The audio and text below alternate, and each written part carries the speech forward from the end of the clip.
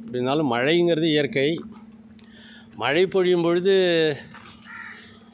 எவ்வளவு மழை பொழிஞ்சாலும் நம்ம இருக்கிற இடத்துல தண்ணி நிற்காமல் பார்த்துக்கிறதுங்கிறது ஒரு பெரிய வேலை. பள்ளம் இருந்தால் கண்டிப்பாக தண்ணி நிற்கும். பள்ளங்கிற சொல்லுக்கு என்ன அர்த்தம்னு கேட்டிங்கன்னா, அங்கே தண்ணி நிற்கும். அது அங்கே பெய்கிற தண்ணியா பக்கத்தில் இருக்கிறது வர்ற தண்ணியா அப்படின்னு நம்ம இன்னும் யோசித்து பார்த்ததே இல்லை. அங்கே மட்டுமே பெய்கிற தண்ணீர் வந்து அங்கே நின்று இருந்தால் அது பள்ளமாக இருக்காது பூமி எங்கேயுமே. பள்ளம்னா மேட்டில் இருக்கிற தண்ணியும் ஓடி வந்து பள்ளத்தில் நின்றுக்கும். அதனால தான் அதை பள்ளம்னு சொல்கிறோம். மேடுன்னு ஏன் சொல்கிறோன்னா, அங்கே தண்ணி நிற்காது. தண்ணி நிற்காத இடத்த மேடுன்னும் தண்ணி நிற்கிற இடத்த பள்ளம்னு காலங்காலமாக சொல்லிட்டு வரோம். இதுதான் பழக்கம். இப்போது நம்ம இருக்கிற இடம் பள்ளமா மேடா அப்படின்னா நிறைய பேர் சொல்லுவாங்க, நாங்கள் இருக்கிறது ஊரில் பள்ளமான பகுதி அப்படின்னு சொல்லுவாங்க. பள்ளமான பகுதியாக இருந்தாலும் மேடான பகுதியாக இருந்தாலும் தண்ணி நிற்காமல் பண்ணால் என்ன பண்ணும்? மேட்டில் இருக்கிற தண்ணீர் பள்ளத்துக்கு வரக்கூடாது. மேட்டில் இருக்கிற தண்ணீர் மேட்டிலேயே நின்று அங்கேயே அது அழிஞ்சிடணும். பள்ளத்தில் இருக்கிற தண்ணீர் பள்ளத்தில் பெய்யும்போது பள்ளத்திலே அழிஞ்சிடணும். அப்போ மேடும் பள்ளமும் சமமாகிடும். எப்போ மேடும் பள்ளமும் சமமாகுங்க? மறுபடியும் ஒரு தடவை யோசிக்கலாம். மேட்டில் பெய்கிற தண்ணீர் மேட்டிலேயே சரியாயிடணும். பள்ளத்தில் பெய்கிற தண்ணீர் பள்ளத்தில் சரியாயிடணும். அங்கங்கே பெய்கிற தண்ணீர் அங்கங்கேயே சரியாயிட்டுனா ஊரில் மேடு இருந்தான்னா பள்ளமாக இருந்தாண்ணா, ஊரில் நம்ம எந்த இடத்துல குடியிருந்தாண்ணா. இது வந்து அம்பத்தூர் தொழிற்பேட்டைங்க. இன்றைக்கி தேதி 6/4/2025. Jai Balaji control gears Ambattur industrial எஸ்டேட்டில் இருக்கோம், தொழிற்பேட்டையில். பல ஆண்டுகளாக இந்த பகுதி வந்து பள்ளம் ஆயிட்டு. ஏன்னா தொழிற்சாலை இருக்கும்போது மேடாக தான் இருந்தது. தொழிற்சாலை மேட்டில் தான் கட்டியிருந்தாங்க. இந்த சாலைகளை ஒரு 40-50 வருஷமாக என்னென்னு தெரியாமல், நம்மளும் என்னென்னு புரிஞ்சிக்காமல், அரசாங்கமும் சாலை வசதியை மேம்படுத்துகிறேன்னு வர வர வர வர சாலையை உயர்த்திக்கிட்டே போனாங்களா.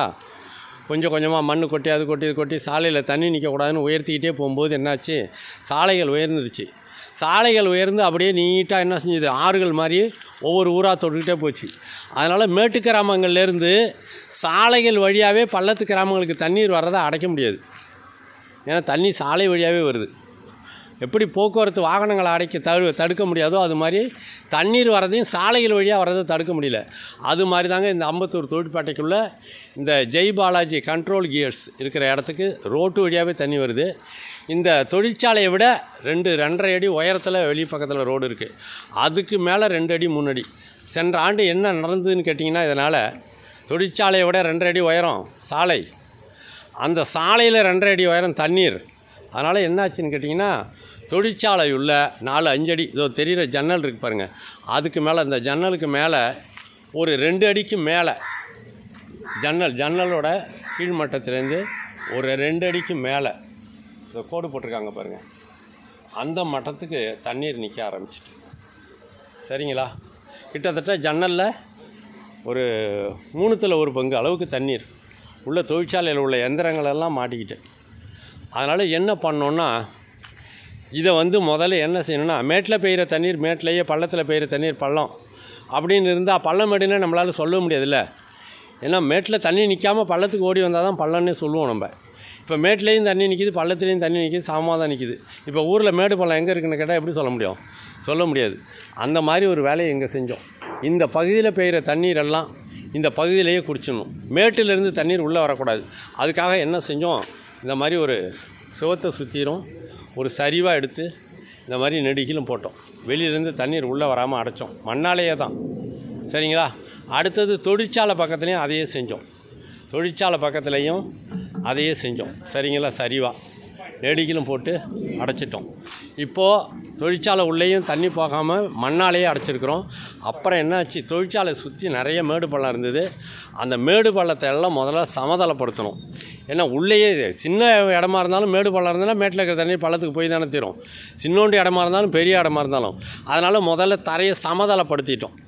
சமதளப்படுத்திட்டு இந்த வெப்பம் நல்லா இந்த மண்ணை 8 அடி ஆழம் 10 அடி ஆழத்துக்கு காய வைக்கணும் அப்படின்னு சொல்லிட்டு இந்த மாதிரி ஏற்கனவே போட்டிருக்கிறோம். அதை நம்ம இரும்பால் தகரத்தால் செய்த இந்த சதுர வடிவ நீல சதுர செவ்வகம்னு சொல்கிறோம்.